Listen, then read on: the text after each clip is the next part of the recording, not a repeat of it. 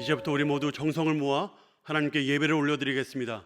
너희는 여호와를 만날 만한 때에 찾으라. 가까이 계실 때에 그를 부르라. 악인은 그의 길을, 불의한 자는 그의 생각을 버리고 여호와께로 돌아오라. 그리하면 그가 긍휼히 여기시리라. 우리 하나님께로 돌아오라. 그가 너그럽게 용서하시리라. 아멘. 할렐루야. 우리 안에 이미 하나님의 나라가 임한 줄 믿습니다. 하나님의 은혜에 감격하며 감사와 영광의 찬양을 함께 올려드리겠습니다. 우리 자리에서 모두 일어나 내 영혼이 은총 입어 함께 찬양하겠습니다.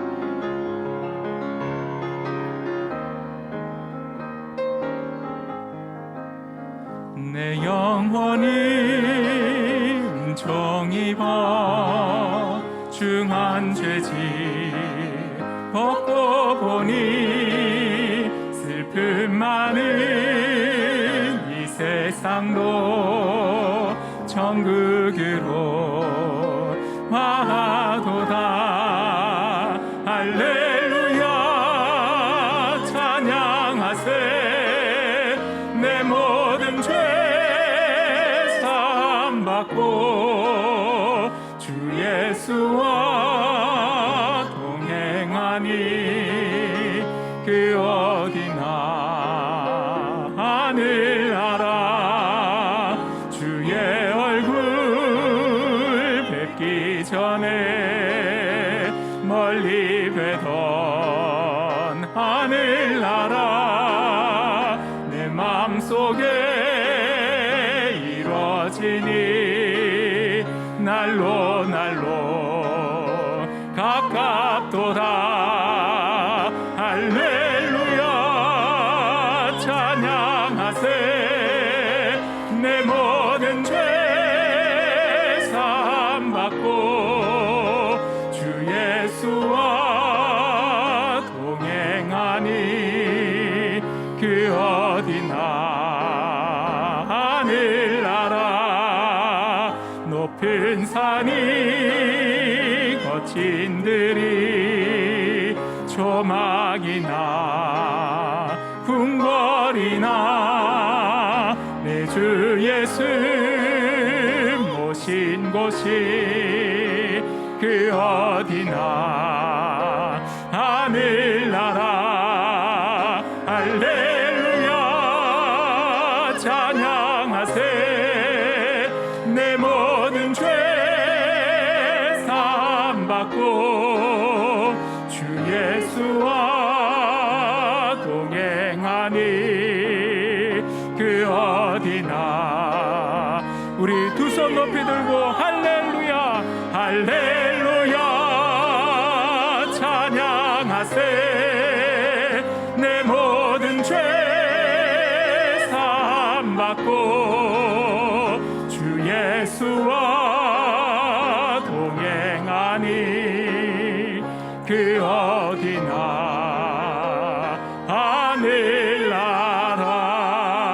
하늘나라. 한 주간의 삶을 돌아보며 함께 기도하겠습니다. 우리는 지난주 말씀을 통해 용서가 저주의 삶을 축복의 삶으로 전환하는 비결이라는 사실을 배웠습니다. 그럼에도 불구하고 여전히 용서하지 못해 파괴적인 삶을 살고 있다면 이 시간 회개하며 함께 기도하겠습니다. 이 시간 앙심을 품고 복수하려는 마음을 내려놓게 해 주시옵소서. 복수는 하나님의 손에 맡기고 저주를 축복으로 전환하여 복된 삶을 살아가게 해 주시옵소서. 혹 죄를 지은 것이 생각나거든 하루빨리 주님께 나아가 회개하고 징계를 피하는 우리의 삶이 되게 하여 주시옵소서. 오늘 말씀을 통하여서 예수께 더욱 접속되고 살리고 키우고 고치는 생명사역자로서 다시 한번 쓰임받게 하여 주시옵소서. 성령의 능력을 체험케 하여 주시옵소서. 마음과 다 같이 묵상으로 기도하겠습니다. 은혜로우신 하나님 감사합니다.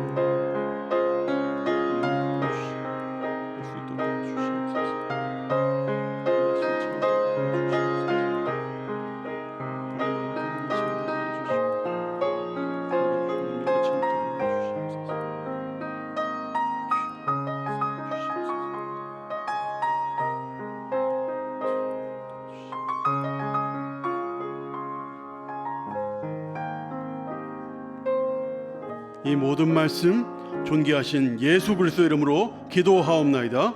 아멘. 전능하사 천지를 만드신 하나님 아버지를 내가 믿사오며 그 외아들 우리 주 예수 그리스도를 믿사오니 이는 성령으로 잉태하사 동정녀 마리아에게 나시고 본디오 빌라도에게 고난을 받으사 십자가에 못 박혀 죽으시고 장사한 지 사흘 만에 죽은 자 가운데서 다시 살아나시며 하늘에 오르사 전능하신 하나님 우편에 앉아 계시다가 저리로서 산자와 죽은 자를 심판하러 오시리라. 성령을 믿사오며 거룩한 공회와 성도가 서로 교통하는 것과 죄를 사하여 주시는 것과 몸이 다시 사는 것과 영원히 사는 것을 믿사옵나이다. 아멘. 할렐루야. 새 노래로 여호와께 노래하며 성도의 모임 가운데에서 찬양할지어다. 이스라엘은 자기를 지으신 이로 말미암아 즐거워하며 시온의 주민은 그들의 왕으로 말미암아 즐거워할지어다. 춤추며 그의 이름을 찬양하며 소고와 수금으로 그를 찬양할지어다. 여호와께서는 자기 백성을 기뻐하시며 겸손한 자를 구원으로 아름답게 하심이로다. 성도들은 영광 중에 즐거워하며 그들의 침상에서 기쁨으로 노래할지어다. 그들의 입에는 하나님에 대한 찬양이 있고 그들의 손에는 두 날 가진 칼이 있도다. 이것으로 문 나라에 보수하며 민족들을 벌하며 그들의 왕들은 사슬로 그들의 귀인은 철 고랑으로 결박하고 기록한 판결대로 그들에게 시행할지로다. 이런 영광은 그의 모든 성도에게 있도다. 할렐루야. 아멘. 모두 자리에 앉으시겠습니다.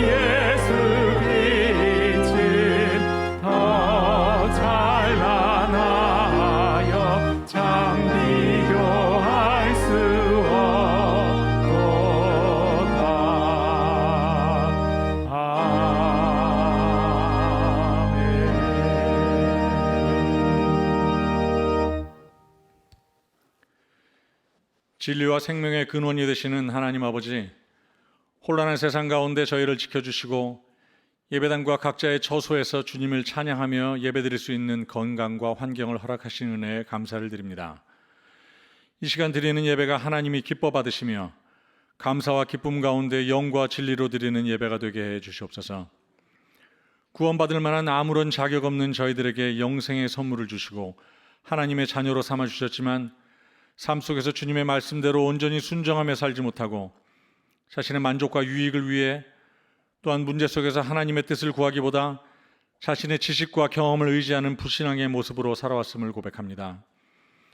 이 시간 주님의 보혈로 저희 죄를 깨끗이 씻어주시고 말씀의 능력을 깊이 체험하고 언제 어디서나 복음의 증인된 자로 늘 주님과 동행하며 기쁠 때나 슬플 때나 힘들고 어려울 때에도 더욱 주님을 찾고 의지하는 성도들이 되게 해 주시옵소서. 우리의 다음 세대들이 하나님을 거부하는 이 시대의 세속적 문화와 가치관에 따라 살지 않게 해주시고 하나님의 거룩한 자녀로 주님의 신실한 제자로 삼아주셨으니 성령의 능력과 생명을 체험하고 흘려보내는 축복의 통로가 되게 해 주시옵소서. 하나님 아버지, 여러 가지 문제와 갈등 가운데 있는 이 나라를 불쌍히 여겨 주시옵소서. 이 땅에 하나님의 공의가 회복되고 하나님의 질서가 세워지며 복음으로 하나 되어 세계 선교를 감당하는 주님의 나라가 되게 해 주시옵소서. 세상의 존경과 신뢰보다 비난의 대상으로 전락한 교회와 성도들이 진정 하나님을 경외하며 주님 안에서 날마다 새로워지는 삶을 통해 회개와 부흥의 역사가 이 땅에 일어나게 해 주시옵소서. 소외되고 병든 자를 외면하지 않으시고 긍휼과 자비를 베푸시는 하나님, 코로나로 인해 많은 어려움과 고난 가운데 있는 성도들을 위로해 주시며 나보다 앞서가시고 길을 인도하시는 선하시고 인자하신 하나님을 바라보며 힘과 용기를 얻게 해 주시옵소서. 세상 가운데 너희가 환난을 당하나 담대하라.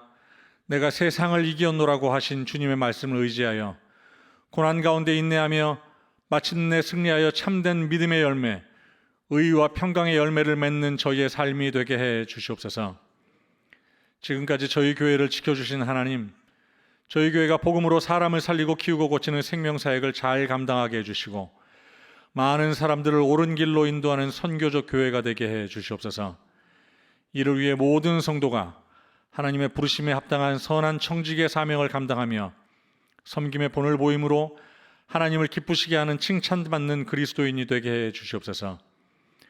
예배와 교회 각 부서를 위해 섬기는 모든 손길들 위해 합당한 은혜를 내려주시고 말씀을 전하시는 문대원 목사님과 담임 목사님에게 영육간의 강건함과 지혜와 능력을 주셔서 전하는 말씀을 통하여 저희가 하나님의 뜻을 깨닫고 말씀에 대한 결단과 각오가 순종의 열매로 나타나게 해 주시옵소서.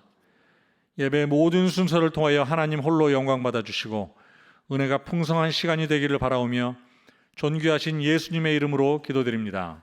아멘.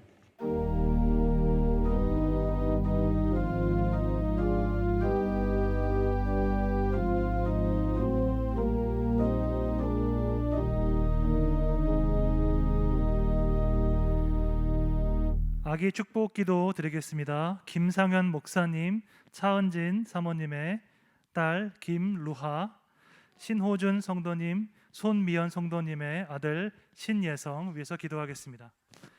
사랑의 하나님, 하나님의 선한 계획 가운데 귀한 생명을 허락하시니 감사합니다. 믿음의 가정 가운데 아름다운 선물을 주셨으니 하나님을 경외하는 신앙으로 양육하게 해 주시옵소서. 만세전부터 예비하신 은혜와 축복을 허락하시고 이 아이들을 통해서 하나님의 사랑이 온 세계에 증거되게 해 주시옵소서. 필요한 모든 것을 공급해 주시고 지혜롭고 건강하게 자라서 이 사회와 국가에 공헌하는 출중한 인물이 되도록 축복해 주시옵소서. 예수님의 이름으로 기도합니다. 아멘. 출산 장려금 드립니다. 박수로 축하하도록 하겠습니다.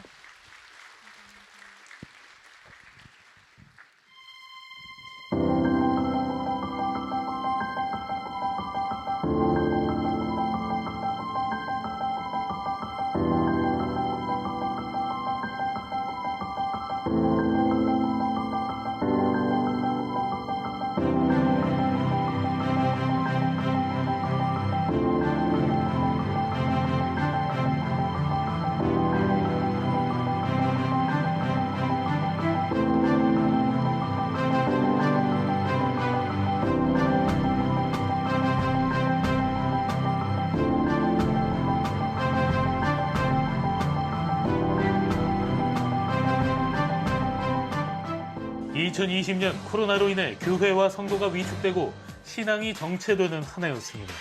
하지만 2021년 우리는 주님 안에서 회복을 경험해야 합니다. 2021년 대구동신교회 신앙회복 프로젝트 그 첫 번째 말씀. 주의 말씀은 내 발의 등이요 내 길의 빛이니이다. 시편 119편 105절. 많은 성도님들의 성경 읽기를 독려하고자 1인 1년 1독을 하는 111 운동을 시작합니다. 이를 돕기 위해 대구동신교회 성경 읽기표가 나왔습니다. 드라마 바이블을 비롯한 다양한 방식으로 성경을 읽을 수 있도록 제작됐습니다. 성경 읽기표를 가져가셔서 1년 동안 성경을 읽으시고 뒤에 제공된 표를 작성하셔서 12월에 제출하면 됩니다. 1독 이상을 하신 성도님들을 기념판에 새겨서 교회에 비치할 예정이며 기념이 될 수 있는 귀한 선물을 제공할 예정입니다. 많은 성도님들이 적극적으로 111 운동에 뛰어드셔서 하나님의 말씀을 통해 회복을 경험하시는 2021년이 되시기를 소망합니다.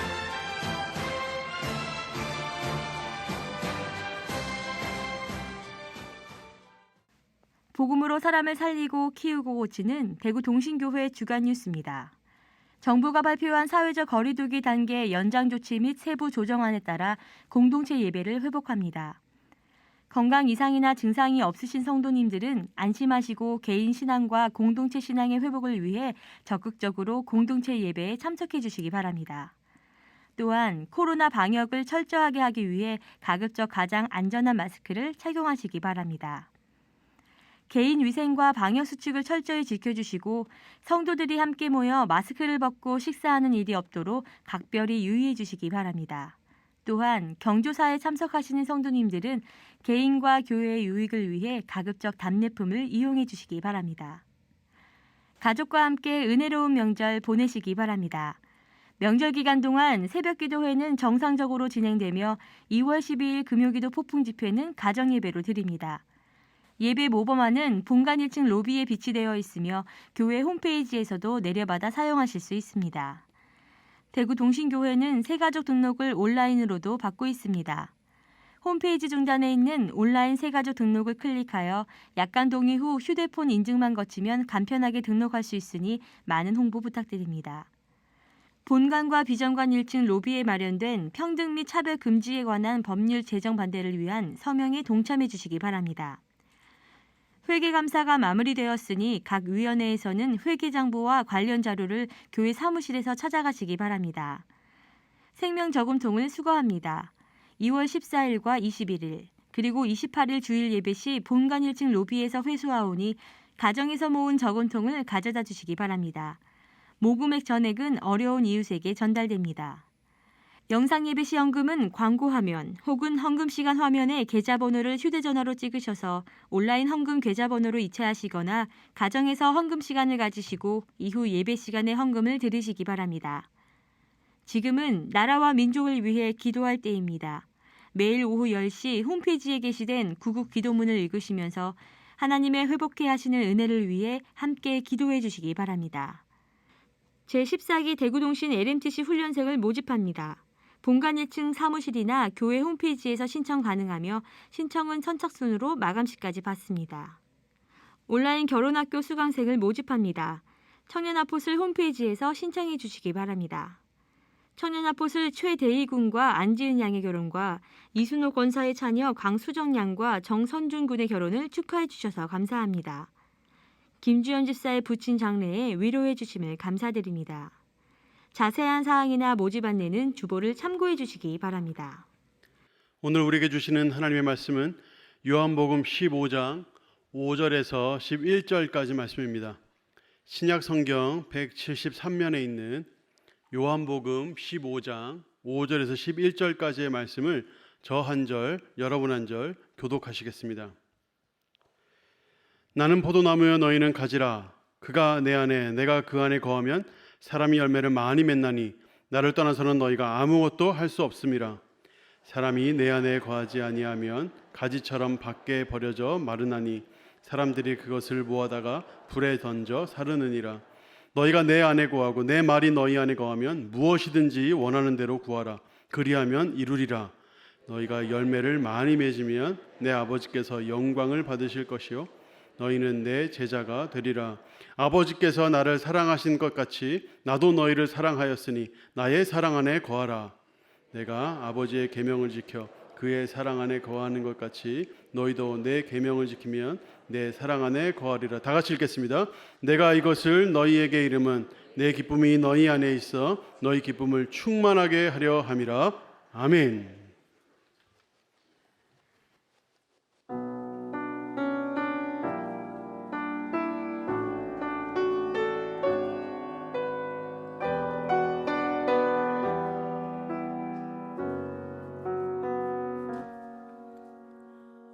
험한 십자가에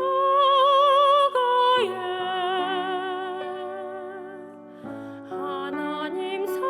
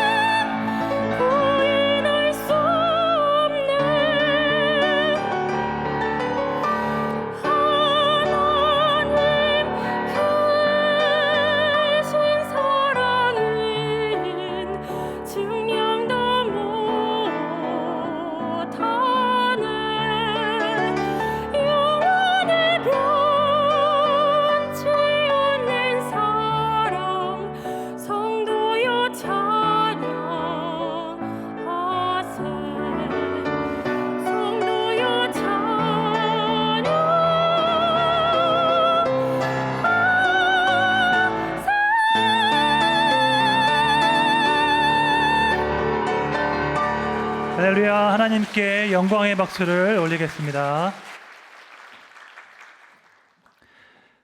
주일 3부 예배에 오신 여러분들을 주님의 이름으로 환영합니다. 현장에서 예배 드리신 분들, 또 각 가정에서 온라인으로 예배 드리신 분들 위해 우리의 선한 목자 되신 예수님과 동행하는 기쁨과 축복이 함께하기를 주님의 이름으로 축원합니다. 우리 좌우에 계신 분들과 인사하겠습니다. 예수님의 평강이 함께하기를 기원합니다. 인사하겠습니다. 예수님의 평강이 함께하기를 기원합니다. 여러분은 함께 있는 것만으로도 기분이 좋아지는 사람이 있으십니까? 어디에서 무엇을 하든지 상관없이 함께 있는 그 자체로 행복해지는 사람이 있으십니까? 진정한 관계는 관계 그 자체가 목적입니다. 어떤 숨겨진 목적을 가지고 시작된 관계는 진정한 관계가 아닙니다. 청탁을 하기 위해서, 물건을 팔기 위해서 나에게 누군가가 접근하는 것은 그렇게 유쾌한 일이 아닙니다. 나에게 친절하게 대했던 숨겨진 이유와 목적이 드러나는 순간 우리는 기분이 상합니다. 진정한 관계는 함께 있는 것 그 자체를 기뻐하는 것입니다. 청소년 시절에는 친구가 그런 존재입니다. 마음이 잘 맞는 친구와 함께 같이 있는 것이 그렇게 좋습니다. 저희가 부룬디에 있을 때 저희 딸이 한 달에 한 번 다른 선교사님 자녀와 함께 잘 수 있도록 허락해 줬습니다. 딸이 그날을 얼마나 기다렸는지 모릅니다. 아이들에게는 친구가 정말 중요하기 때문입니다.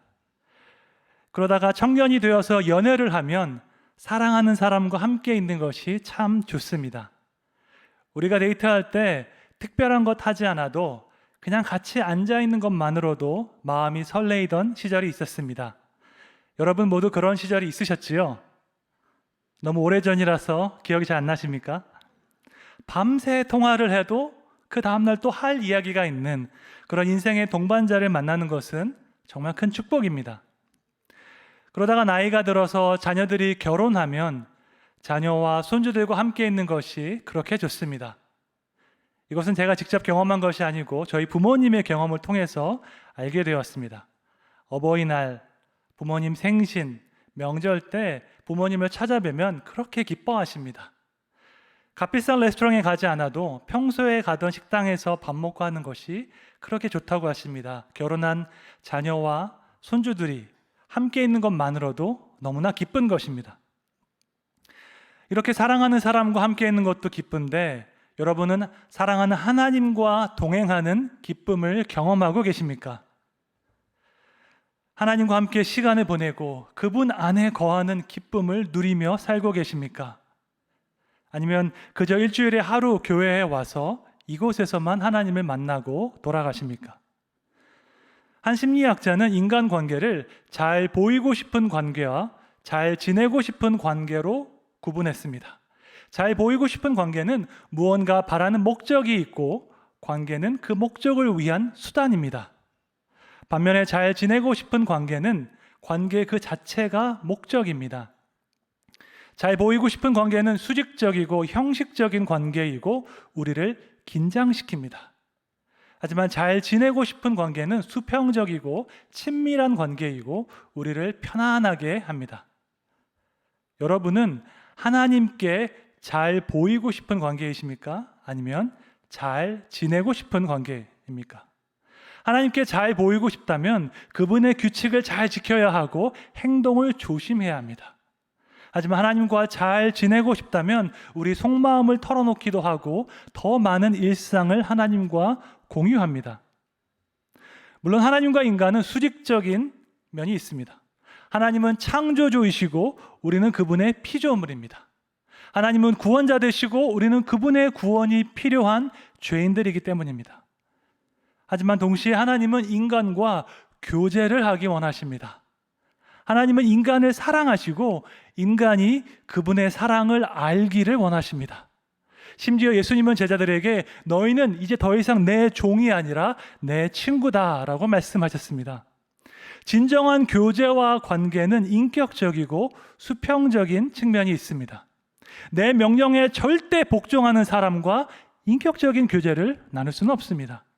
그래서 예수님은 우리에게 복종만을 강조하신 것이 아니라 우리와의 교제를 원하십니다. 예수님은 우리가 그분의 사랑 안에서 그분과 동행하는 기쁨을 누리기를 원하십니다. 제자도의 핵심은 예수님과 동행하는 기쁨을 누리는 것에 있습니다. 제자 훈련은 해병대 훈련처럼 나의 한계를 테스트하는 그런 훈련이 아닙니다. 물론 제자로 살다 보면 고난과 역경을 만나기도 하고 그것을 믿음으로 이기는 법을 배워야 합니다. 하지만 제자도의 시작이자 핵심은 예수님과 함께 거하는 기쁨을 누리는 것입니다. 예수님을 너무나도 사랑하고 그분의 큰 사랑을 받는 기쁨은 우리가 진정한 제자로 살아갈 수 있는데 가장 큰 힘이 되는 줄 믿습니다. 혹시 여러분의 신앙생활 가운데 이 기쁨이 없다면 내가 지금 예수님께 접속되어 있는지 돌아보아야 할 것입니다. 예수님께서 제자를 부르신 이후에 곧바로 사역시키지 않으셨습니다. 제자를 불러서 30일 속성 훈련을 시켜서 빨리 나가서 전도하라고 보내시지 않으셨습니다. 예수님께서 제자들을 불러서 가장 먼저 하신 일이 있습니다. 그것은 바로 예수님과 함께 거하게 하는 것이었습니다. 마가복음 3장 14절에 이런 말씀이 있습니다. 이에 12를 세우셨으니 이는 자기와 함께 있게 하시고 라고 말씀합니다. 예수님과 함께 있다는 뜻을 나타내는 헬라어 단어는 메노입니다. 이것은 함께 머무르다, 거주하다라는 뜻인데 영어로는 remain, abide라고 표현합니다. 이 메노라는 헬라어는 요한복음에서 많이 사용되었는데 예수님과 제자들의 관계를 잘 나타냅니다. 요한복음 1장 39절에 이런 말씀이 있습니다. 함께 읽겠습니다. 예수께서 이르시되 와서 보라. 그러므로 그들이 가서 계신 데를 보고 그날 함께 거하니 때가 10시쯤 되었더라. 아멘. 이 말씀은 세례 요한의 제자 중에서 두 사람이 예수님을 따르는 모습입니다. 이들이 선생님 어디에 머물고 계십니까? 질문했더니 예수님께서 와서 보라 말씀하셨고 그들이 예수님과 함께 거했습니다. 예수님의 제자들이 가장 먼저 한 행동은 바로 예수님과 함께 거하는 것이었습니다. 혹시 어떤 분은 이거 너무 당연한 얘기 아닌가요? 예수님과 함께 거하는 것이 뭐 그리 대단한 일인가요? 생각할 수 있습니다.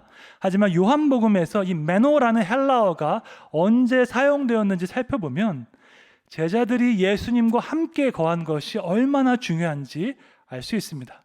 요한복음 1장 32절 말씀이 있습니다. 함께 읽어보겠습니다. 요한이 또 증언하여 이르되 내가 보매 성령이 비둘기같이 하늘로부터 내려와서 그의 위에 머물렀더라. 아멘. 이 말씀은 세례 요한의 증언인데 성령이 하늘로부터 내려와서 예수님 위에 머물렀다고 할 때 사용된 단어가 바로 메노입니다. 성령께서 내려오셔서 예수님 안에 거했는데 그와 같은 방식으로 예수님께서 제자들을 함께 거하도록 초청하셨습니다. 성령과 예수님이 하나인 것처럼 예수님과 제자가 하나 되도록 하신 것입니다. 요한복음에서 사용된 이 메노라는 단어는 단순히 물리적으로 함께 있는 것을 의미하지 않습니다. 이보다 훨씬 더 깊이 있는 인격적이고 영적인 연합을 뜻합니다. 예수님과의 영적인 연합을 잘 보여주는 말씀이 요한복음 6장에 나옵니다. 6장 56절 말씀 함께 읽겠습니다. 내 살을 먹고 내 피를 마시는 자는 내 안에 거하고 나도 그의 안에 거하나니 아멘. 이 말씀은 예수님께서 오병이어로 5,000명을 먹이신 이후에 하신 말씀입니다. 제자들은 지금 예수님의 기적을 보고 흥분한 상태인데 예수님께서는 눈에 보이는 떡에 흥분하지 말고 생명의 떡인 예수님과의 연합에 대해서 말씀하고 계십니다. 예수님의 살을 먹고 피를 마신 자, 다시 말해서 예수님의 죽음과 부활에 동참한 자는 예수님 안에 거하고 예수님도 그 사람 안에 거하겠다 말씀하십니다.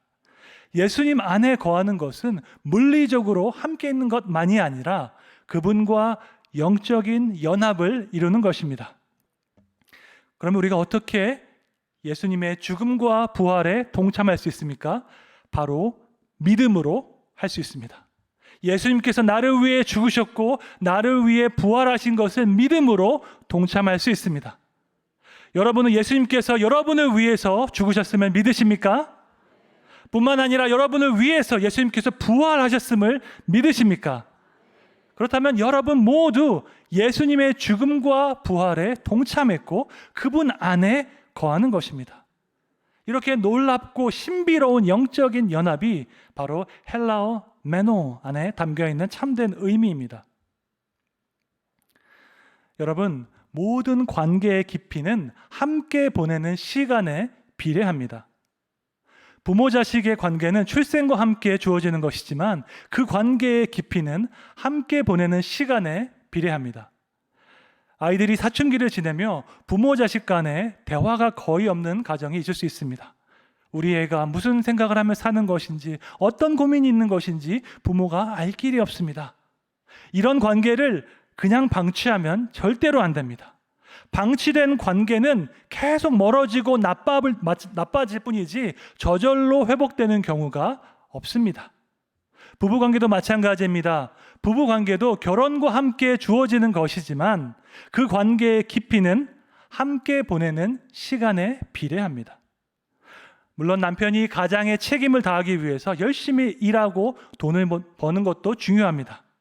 하지만 그만큼 중요한 것은 아내와 함께 대화하고 시간을 같이 보내는 것입니다. 부부 사이에 대화가 단절되면 회사 동료보다도 더 못한 관계가 될 수도 있습니다. 관계는 마치 정원과도 같아서 시간과 정성을 들여서 가꿀 때 아름답게 유지될 수 있습니다. 우리가 풀과 나무를 심고 가만히 두면 알아서 아름다운 정원이 될까요? 그렇지 않습니다. 매일매일 잡초를 뽑고 나무를 다듬고 우리의 시간과 정성을 들일 때 정원이 아름답게 유지됩니다. 저는 선교 훈련과 사역을 위해서 스위스에 여러 차례 방문한 적이 있습니다.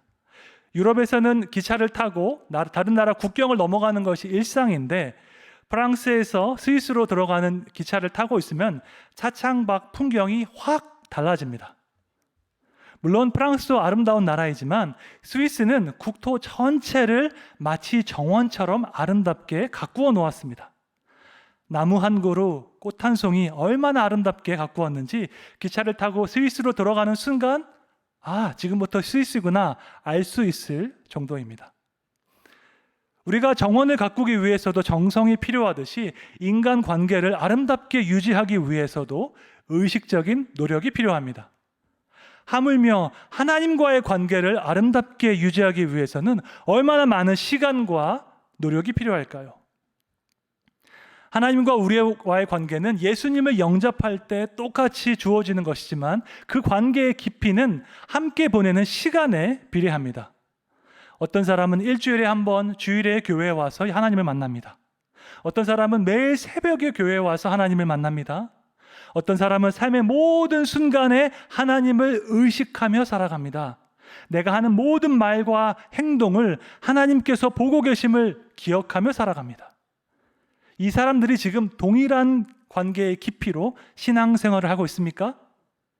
그렇지 않습니다. 하나님과 함께 보내는 시간이 많을수록 그 관계의 깊이도 더 깊습니다. 우리가 얼마나 오랫동안 예수님을 믿었는지도 중요합니다. 30년, 40년 믿을 수 있죠. 하지만 우리가 얼마나 깊이 예수님과 관계를 맺고 있는지도 중요한 것입니다. 모든 사람은 가까이 지내는 사람들의 영향을 받게 되어 있습니다. 세계 최고의 리더십 전문가인 존 맥스웰은 말하기를 한 사람을 알려면 그와 가장 가까이 지내는 친구 5명을 보면 된다고 합니다. 가장 가까이 있는 친구 5명의 평균치가 바로 그 사람이라는 것입니다. 내 주변에 부동산에 관심이 많은 친구가 있으면 나도 자연스럽게 부동산에 관심을 갖게 됩니다. 내 주변에 건강에 관심이 많은 친구가 있으면 나도 건강에 관심을 갖게 되고 영적인 성장에 관심이 많은 친구가 있으면 나도 영적인 성장에 관심을 갖게 됩니다. 그래서 잠언 13장 20절은 이렇게 말씀합니다. 함께 읽겠습니다. 지혜로운 자와 동행하면 지혜를 얻고 미련한 자와 사귀면 해를 받느니라. 아멘. 여러분이 가장 가까이에서 친하게 지내는 사람 5명은 누구입니까? 그 친구들은 어느 분야에 관심이 많습니까? 만일 우리의 가장 친한 친구가 예수님이라면 우리의 삶은 어떻게 변할까요? 제자도의 시작이 예수님과 함께 거하는 것이라면 제자도의 과정은 예수님 안에 있는 영적인 생명을 실제로 체험하는 것입니다. 오늘 본문 요한복음 15장은 신학적으로 문학적으로 너무나 아름다운 말씀입니다. 예수님과 우리와의 관계를 포도나무와 가지의 비유로 설명했습니다. 요한복음 15장 5절 말씀을 함께 읽어보겠습니다. 나는 포도나무요 너희는 가지라.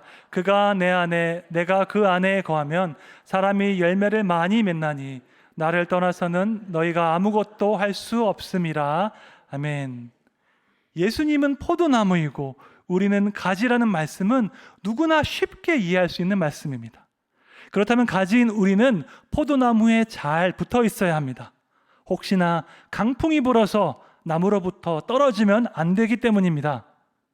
그런데 예수님은 우리가 예수님으로부터 떨어질까 걱정할 필요가 없다고 말씀하십니다. 왜냐하면 우리가 예수님 안에 거하면 예수님도 우리 안에 거할 것이기 때문입니다. 얼마나 심오하고 놀라운 표현입니까? 예수님과의 생명적인 연합관계를 이것보다 더 아름답게 표현할 수 있겠습니까? 수학적으로 사고하시는 분은 A가 B에 속하고 B가 A에 속하면 A 이꼬르 B다라고 분석하실 것입니다. 하지만 이 말씀은 수학 공식보다 훨씬 더 깊고 오묘합니다. 왜냐하면 포도나무와 가지가 완벽하게 하나를 이루어서 생명을 공유하고 있기 때문입니다. 서로 구별된 인격이 완벽하게 하나로 연결되어서 있다는 것은 놀라운 신비입니다.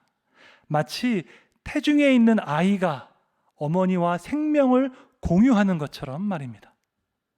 예수님은 포도나무이고 우리는 가지라는 이 말씀은 우리의 생명과 존재가 철저하게 예수님께 의존되어 있음을 증거하고 있습니다. 그래서 예수님은 말씀하시기를 나를 떠나서는 너희가 아무것도 할 수 없다 말씀하십니다. 여러분 이 말씀을 진심으로 믿으십니까? 나를 떠나서는 이라는 헬라어 구절을 직역해보면 without me입니다. 내가 없이는. 이 말씀은 예수님 없이는 우리가 아무것도 할 수 없다는 뜻입니다. 놀라운 사실은 요한복음 1장 3절에 이와 거의 비슷한 헬라어 구절이 사용되었습니다. 지은 것이 하나도 그가 없이는 된 것이 없느니라 말씀하고 있습니다. 여기서 그는 예수님을 가리킵니다. 이 세상에 있는 그 어떤 것도 예수님 없이는 존재할 수 없다고 선포하고 있습니다. 요한복음 15장 5절은 예수님 없이 너희가 아무것도 할 수 없다 말씀하고 요한복음 1장 3절은 예수님 없이 그 어떤 것도 존재할 수 없다 선포합니다. 이것은 우리의 생명과 존재가 철저하게 예수님께 의존되어 있음을 선포하는 말씀입니다. 나뭇가지 자체에는 생명이 없고 그것이 원줄기에 붙어 있을 때 생명을 얻는 것처럼 이 세상에 있는 모든 사람은 자기 자신에게 생명이 있는 것이 아니라 원줄기 대신 예수님께 연결되어 있을 때 비로소 영적인 생명을 얻는다는 말씀입니다.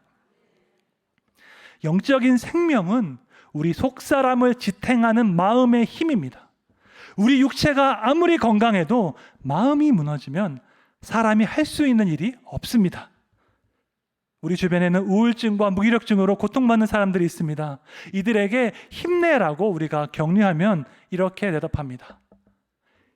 힘을 낼 힘이 없어요. 나도 힘내고 싶은데 내 안에 힘이 없어요.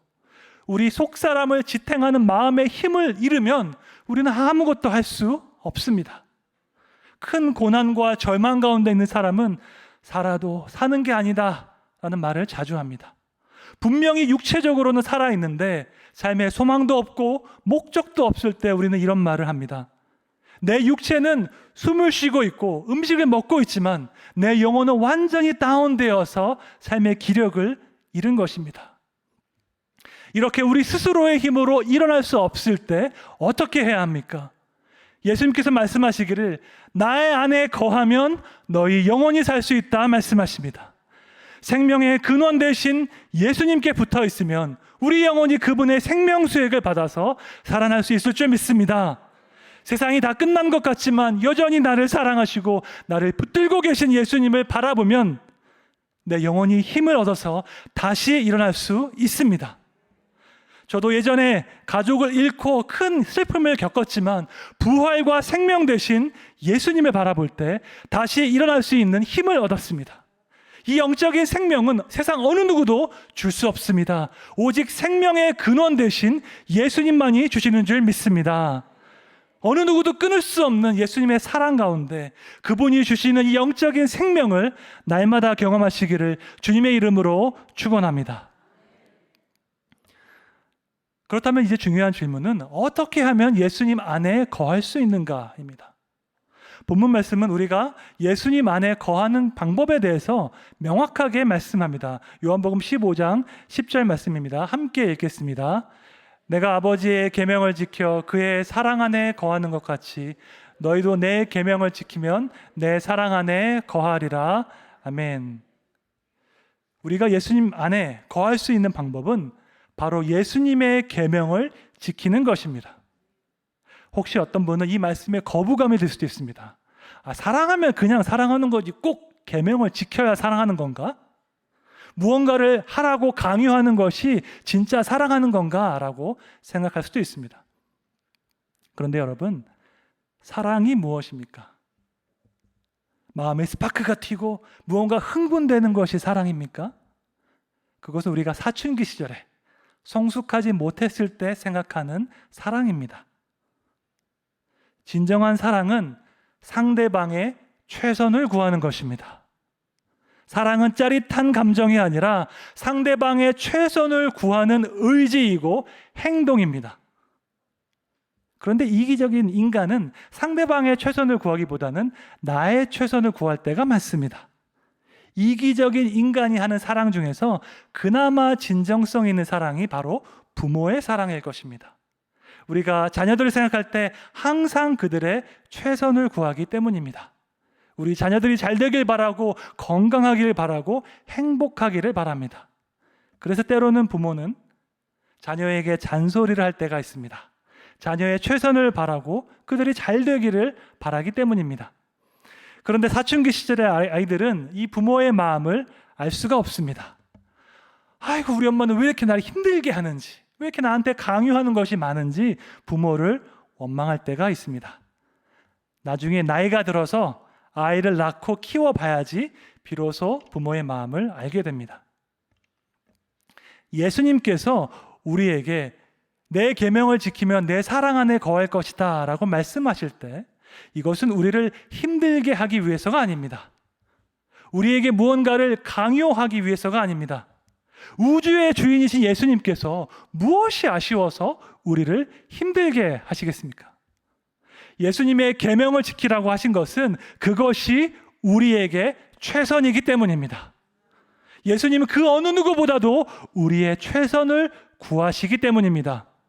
이 사실을 깨달으면 예수님의 계명을 생각할 때 부담스럽지 않습니다. 성경에서 이것을 해라, 이것을 하지 말라는 말씀을 읽을 때 거부감이 생기지 않습니다.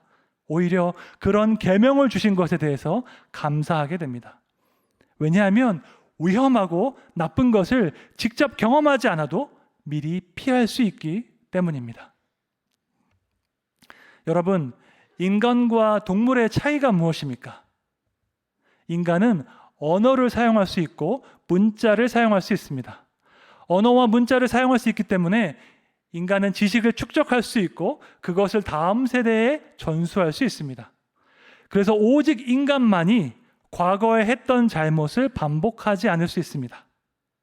예를 들어서 어떤 식물이 먹을 수 있는 것인지, 어떤 식물은 먹으면 위험한 것인지 인간은 그 지식을 모아서 다음 세대에 전수합니다. 그러면 다음 세대는 위험한 식물을 직접 먹어보지 않아도 그것이 위험하다는 것을 알게 됩니다.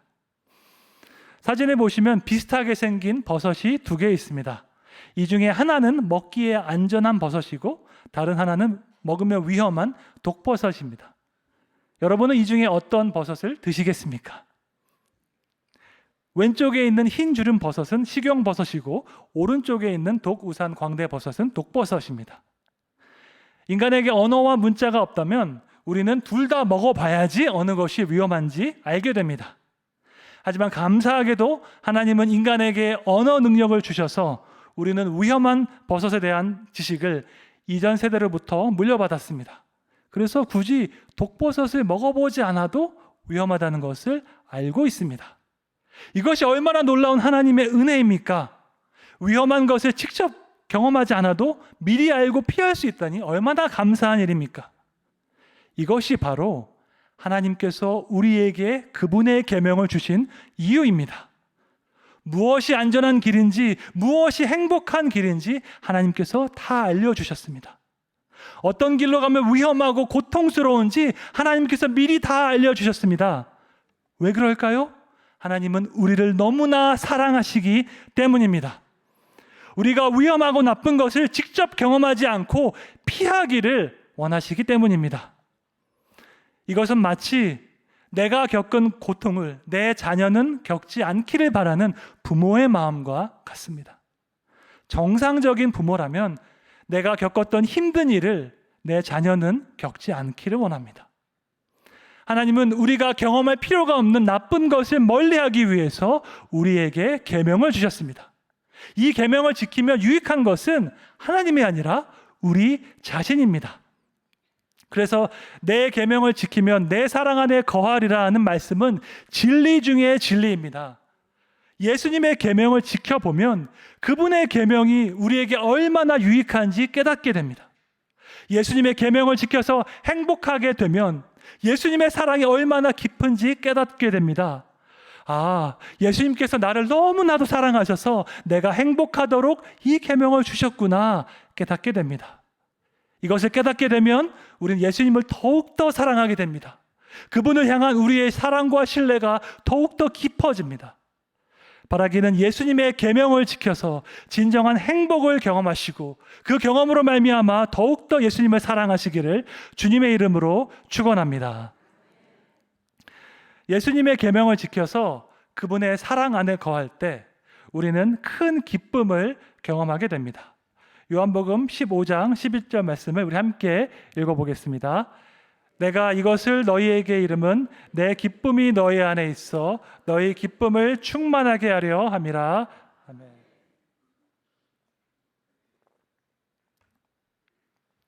예수님 안에 거할 때 우리가 거하는 기쁨은 어떤 기쁨일까요? 첫째로 예수님 안에 거할 때 우리는 그분의 선한 뜻이 이루어지는 기쁨을 누리게 됩니다. 예수님의 뜻이 이루어지는 것에 대해서 우리는 일종의 환상을 가질 때가 있습니다. 무언가 신기하고 초자연적인 일을 경험해야지 진정한 신앙인 것처럼 생각할 수 있습니다. 물론 그런 때가 있습니다. 인간의 이성으로 설명할 수 없는 그런 놀라운 일을 경험할 때가 있습니다. 저도 미국에서 공부할 때나 아프리카에서 사역할 때 그런 경험을 해봤습니다. 그런데 그런 신비로운 일이 매일매일 일어나지는 않습니다.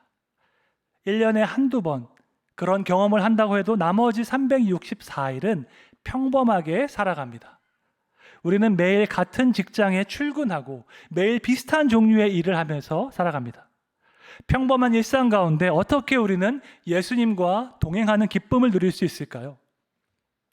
미국의 저명한 작가 마크 트웨인은 다음과 같이 말했습니다. 인생에서 가장 중요한 두 날은 태어난 날과 태어난 이유를 깨달은 날이다. 우리 모두는 태어난 날이 있고 매년 그 생일을 축하합니다. 그렇다면 여러분은 태어난 이유를 깨달은 날이 있으십니까? 하나님께서 나를 이 땅에 보내실 때 어떤 뜻과 목적이 있었을까? 왜 하필 나는 한국에서 태어나게 되었을까? 왜 하필 나는 대구동신교회에서 신앙생활을 하게 되었을까? 이것은 우리 인생에서 너무나도 중요한 질문입니다. 하지만 이 질문에 대한 답을 찾는 데에는 오랜 시간이 걸릴 수 있습니다. 이에 대한 분명한 답을 가지고 있는 사람도 있고 어떤 사람들은 명확한 답을 말하기 힘든 경우도 있습니다. 그런데 여러분께서 오늘 이 순간까지 살아왔던 그 모든 과정을 한번 생각해 보십시오. 여러분은 여러분의 인생이 이렇게 될 줄 아시고 여기까지 오셨습니까? 여기까지 오는 과정에서 만났던 중요한 사람들, 중요한 기회들, 위기의 순간들, 그 모든 것을 여러분의 의지와 능력만으로 할 수 있었습니까? 아니면 우리가 설명할 수는 없지만 하나님께서 만나게 하신 사람들, 하나님께서 주신 지혜와 용기, 하나님께서 주신 기회가 있었기 때문에 가능했습니까? 저는 7살 때 처음 피아노를 배웠습니다. 그리고 초등학교 4학년 때부터 새벽 기도회 반주자로 봉사했습니다. 처음에는 더듬더듬 피아노 반주를 했는데 매일 빠지지 않으니까 실력이 많이 늘었습니다. 그래서 초등학교 5학년 때부터는 주일 예배에서 반주를 시작해서 이후 12년 동안 성가대 반주자로 봉사를 했습니다. 중간에 음악을 전공할까 생각도 했지만 부모님의 조언을 따라서 일반 학과로 대학을 진학했습니다. 저는 여기까지가 제 인생에서 피아노와 관련된 이야기인 줄 알았습니다. 그런데 미국으로 신학 공부를 하러 갔을 때 피아노가 아주 중요하게 사용되었습니다. 미국에서 공부하는 동안 저는 주일 오전에는 미국 교회에서 사역하고 주일 오후에는 한인 교회에서 사역했습니다. 미국 교회에서는 피아노를 치면서 예배 인도를 하는 사역을 섬겼는데 그 교회에서 제가 다니던 신학교 교수님을 만났습니다. 이 교수님은 그 교회에 20년 동안 섬기셨고 찬양팀 싱어로 봉사하셨습니다. 그런데 제가 그 찬양팀을 인도하게 되어서 매주일 교수님과 함께 예배를 섬겼습니다. 이 교수님은 제가 평생 잊지 못할 멘토가 되어주셨고 저에게 박사과정을 추천하셨습니다. 저는 원래 석사까지만 공부하고 선교지로 나갈 생각이었는데 교수님의 조언으로 박사과정을 생각해 보게 되었습니다. 이분이 박사를 보스턴 대학에서 하셨기 때문에 저에게 그 학교를 추천해 주셨습니다. 그리고 하나님의 은혜로 저는 보스턴 대학에서 박사과정을 공부하게 되었습니다. 그러던 중에 해외 박사과정 장학금인 엘피스 장학금을 알게 되었고 그것을 통해서 대구동신교회와 연결되게 되었습니다. 만약에 제가 피아노 반주 봉사를 안 했으면 미국 교회에서 사역을 하지 않았을 것입니다. 그럼 이 교수님을 만나지 못했고 저는 박사과정에서 공부하지 않았을 것입니다. 그러면 엘피스 장학금도 알지 못하고 대구동신교회와도 연결되지 않았을 것입니다. 제가 초등학교 4학년 때 새벽기도 반주자로 봉사하면서 나중에 미국에 가서 공부할 것이고 엘피스 장학금을 받아서 대구동신교회에 올 것이라고 상상이나 할 수 있었을까요? 물론 아닙니다. 단지 저는 하나님의 뜻 가운데 저에게 맡겨진 일을 열심히 했을 뿐입니다. 그런데 하나님의 지혜와 경륜은 인간의 모든 생각보다 놀라워서 전혀 상상하지도 못했던 방법으로 길이 열리고 일이 성취되는 것을 경험했습니다. 이 놀라운 하나님의 인도하심을 경험하면서 제가 깨달은 바가 있습니다. 내가 하나님의 뜻에 순종하면 하나님은 내가 하는 모든 일을 사용해서 그분의 선한 뜻을 이루신다는 것이었습니다. 우리가 하나님의 뜻에 순종하면 하나님은 우리가 하는 그 모든 일을 하나도 빠짐없이 사용해서 그분의 선하신 뜻을 이루실 줄 믿습니다. 지금 당장은 우리가 하나님의 뜻을 모두 다 알 수 없습니다. 하지만 우리가 하나님의 계명을 지키고 그분의 사랑 가운데 거하면 하나님은 놀라운 지혜와 경륜으로 우리 인생을 인도해 가십니다. 지금 당장은 힘들고 어려울 수 있지만 하나님은 우리의 모든 순종과 헌신을 사용하셔서 그분의 선하고 온전하신 뜻을 이루시는 줄 믿습니다. 이것을 한 번이라도 경험한 사람은 내가 하나님의 뜻 안에 있는 것으로 기뻐합니다. 내가 하나님의 뜻 가운데 있으면, 내가 하나님의 사랑 가운데 있으면 나의 평범한 일상이 언젠가 아름다운 열매를 맺게 될 것이기 때문입니다. 예전에는 그 열매를 보고 결과적으로 기뻐했다면 이제는 그 열매를 맺어가는 과정까지도 기뻐할 수 있습니다. 그것이 바로 시편 기자가 고백한 시편 16편 말씀입니다. 우리가 함께 읽겠습니다. 주께서 생명의 길을 내게 보이시리니 주의 앞에는 충만한 기쁨이 있고 주의 오른쪽에는 영원한 즐거움이 있나이다. 아멘. 예수님은 우리에게 생명의 길을 보이시고 그 길로 걸어갈 수 있는 힘을 주십니다. 우리가 생명의 길로 걸어갈 때에 예수님은 오늘 우리가 하는 이 작은 일을 사용하셔서 그분의 선한 뜻을 이루십니다. 이 믿음과 확신 가운데 예수님과 동행하는 기쁨을 날마다 누리시기를 주님의 이름으로 축원합니다. 두 번째로 우리가 예수님과 동행하며 그분 안에 거할 때 우리는 예수님을 닮아가는 기쁨을 누리게 됩니다. 우리가 정말 사랑하고 존경하는 모델이 있는데 그 모델을 닮아가는 것은 인생의 큰 기쁨입니다.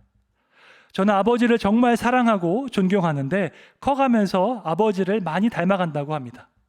할머니께서 생전에 말씀하시기를 제가 앉아있는 그 모습까지도 아버지와 똑같다고 하시면서 좋아하셨습니다.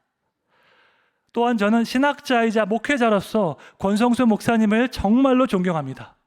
제가 세계 여러 나라를 다녀봤지만 담임 목사님처럼 지성적으로 탁월하고 영적으로 깊이 있는 분을 만나본 적이 없습니다.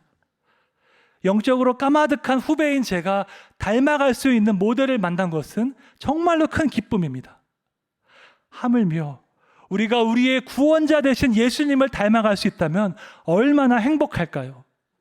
우리의 말과 행동에서 그분의 온유와 겸손이 흘러나올 수 있다면 얼마나 기쁠까요? 그렇다면 우리가 예수님을 닮아가기 위해서는 어떻게 해야 할까요? 하버드 대학의 사회심리학 교수 데이비드 맥클랜드는 다음과 같이 말했습니다. 우리 모두는 습관적으로 어울리는 사람들의 영향을 받을 수밖에 없는데 그런 사람들을 가리켜 준거 집단이라고 합니다. 중요한 점은 이 준거 집단이 우리 인생의 성패를 95% 결정한다는 것입니다. 옛 속담에 까마귀 노는데 백로야 가지 마라 하는 이유가 다 있었습니다. 유유상종이라고 우리는 결국 자주 어울리는 사람에게 영향을 받게 됩니다. 우리가 예수님을 닮기 원한다면 예수님과 자주 어울리면 됩니다. 그분의 말씀을 자주 듣고 자주 생각하고 자주 묵상하면 됩니다. 산책할 때에도 드라마 바이블을 듣고 설거지할 때에도 드라마 바이블을 들으면 됩니다. 우리 교회가 지금 하고 있는 111 운동으로 성경 통독 운동을 하고 있는데 적극적으로 참여하시면 됩니다. 여러분, 프로와 아마추어의 차이가 무엇입니까? 미국 올림픽 대표 선수들을 취재했던 제임스 클리어라는 작가는 프로와 아마추어의 차이가 무엇인지 알고 싶었습니다. 그래서 미국 국가대표 선수들에게 최고의 선수와 보통 사람의 차이가 무엇인지 물어보았습니다. 제임스 클리어가 발견한 답은 다음과 같았습니다. 프로는 정해진 스케줄을 꾸준히 따르지만 아마추어는 그냥 흘러가는 대로 살아갑니다. 프로는 자기 기분이 아니어도 해야 될 훈련을 하지만 아마추어는 기분이 안 좋으면 훈련을 미룹니다. 프로는 분명한 목표를 향해서 꾸준히 나아가는데 아마추어는 조금 노력하다가 힘들면 목표를 포기하거나 수정합니다. 여러분은 신앙생활에 있어서 프로이십니까? 아마추어이십니까? 여러분은 정해진 스케줄을 따라서 영적 생활을 하십니까? 아니면 그냥 흘러가는 대로 하십니까? 여러분 어떠한 상황에서도 예배를 들으십니까? 아니면 기분 좋을 때만 예배를 들으십니까? 여러분은 영적 성장을 위한 분명한 목표가 있으십니까? 아니면 조금 노력하다가 안 되면 포기하십니까? 진정으로 예수님을 닮기 위해서 우리는 신앙생활의 프로가 되어야 할 줄로 믿습니다. 그냥 흘러가는 대로 기분대로 신앙생활하는 것이 아니라 분명한 목표와 의지를 가지고 오늘 하루를 충실하게 살아가야 합니다. 그런 하루가 쌓이고 쌓이면 마침내 눈에 보이는 아름다운 열매를 맺을 줄 믿습니다. 제자도의 핵심은 예수님과 동행하는 기쁨을 날마다 경험하는 것입니다. 예수님의 계명을 지킬 때 우리는 그분의 사랑 안에 거하게 되고 그분의 선한 뜻이 이루어지는 것을 경험하게 됩니다. 예수님의 말씀을 날마다 묵상할 때 우리는 예수님을 닮아가는 기쁨을 누리게 됩니다. 예수님과 함께 생명의 길을 걸어갈 때 그분 앞에 있는 충만한 기쁨과 영원한 즐거움을 누리시기를 주님의 이름으로 축원합니다. 함께 찬송 부르시면서 헌금하도록 하겠습니다.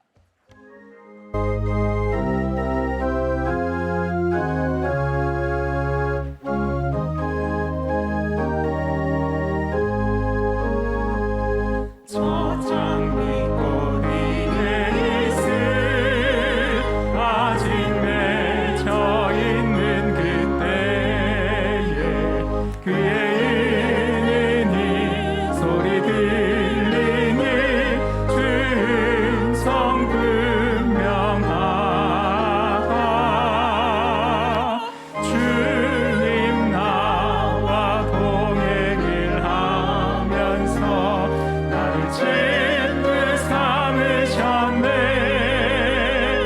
우리 서로 받은 그 기쁨은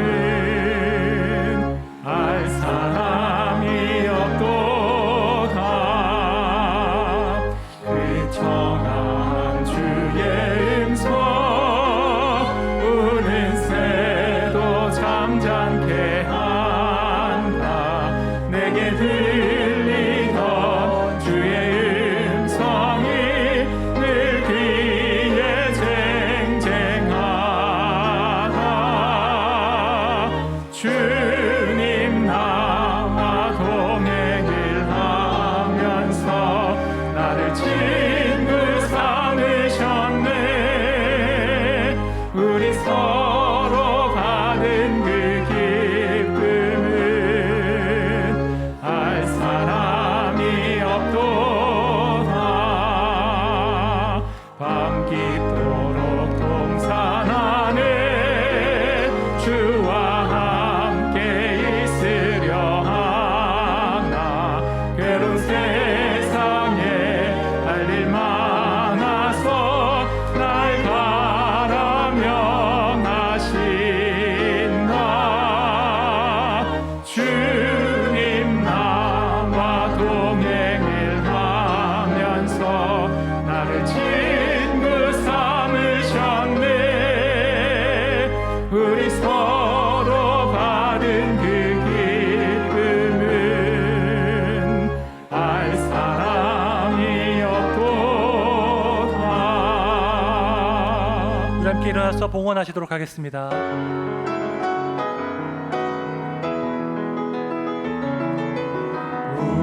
우리에게 향하신 여호와의 인자하심이 크고 크도다. 크시도다. 크고 크도다. 크시도다. 생명의 그런 되신 하나님, 죄악 가운데 소망이 없는 우리를 불러주시고 구원해 주시니 감사합니다. 예수님의 사랑 안에 거하며 예수님과 동행하는 기쁨을 주시니 감사합니다. 우리 인생을 향한 예수님의 선한 뜻이 이루어지는 것을 경험하기 원합니다. 우리 마음을 주님께 드리니 주님의 은혜로 채우사 예수님을 닮게 해 주시옵소서. 코로나 가운데 여러 가지 어려움을 겪는 우리 상황을 주님께서 아시오니 하나님의 선하심과 인자하심으로 우리 삶을 축복해 주시옵소서. 감사의 마음을 담아드리는 헌금을 받으시고 하나님 나라를 위하여 귀하게 사용해 주시옵소서. 우리 가정과 사업을 축복하셔서 더욱더 큰 헌신과 사랑을 주님께 드리게 해 주시옵소서. 다가오는 설 명절에 하나님께 감사의 예배를 드리게 하시고 제사와 우상 숭배로 하나님 앞에서 범죄하지 않도록 인도해 주시옵소서. 우리의 간절한 기도 제목을 아시는 하나님, 하나님의 방법으로 우리의 기도에 응답하셔서 하나님의 사랑과 능력을 경험하게 해 주시옵소서. 질병으로 고통받는 성도들을 기억해 주시고 주님의 강한 손으로 치료해 주시옵소서. 군대와 타지와 해외에 있는 우리 동신의 가족들을 지키시고 보호해 주시옵소서. 변함없는 주님의 사랑에 감사드리고 예수님의 이름으로 기도드립니다. 아멘. 주 예수 그리스도의 은혜와 하나님 아버지의 무한하신 사랑과 성령님의 감화 감동, 위로 교통, 영적인 잠을 깨우시는 역사가 생명의 근원 되신 예수님 안에 거하여 많은 열매를 맺고자 다짐하는 동신교회 모든 성도들과 그 가정과 일터 위에, 전 세계에서 복음을 전하시는 선교사님들과 그 가정 위에 이제부터 영원까지 함께 있을지어다. 아멘.